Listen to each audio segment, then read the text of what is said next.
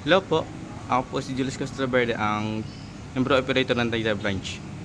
Ito po ang aming embroidery machine at madalas po itong magamit at may 56 output po kami last week. Ito po ang aming screen ng embro. Dito naman po may kita ang aming needle bar at maayos naman po ito nagtatae. Dito po sa ibaba ang aming bobbin rewinder kasama po ang ABR. At dito naman po natin may kita ang aming ginagamit na tools sa embroidery at panglinis po, at ang used thread at ang unused thread po. Dito naman po sa ibaba, dito po nakilagay sa baba namin ang apat na uri ng frame po namin ng embro.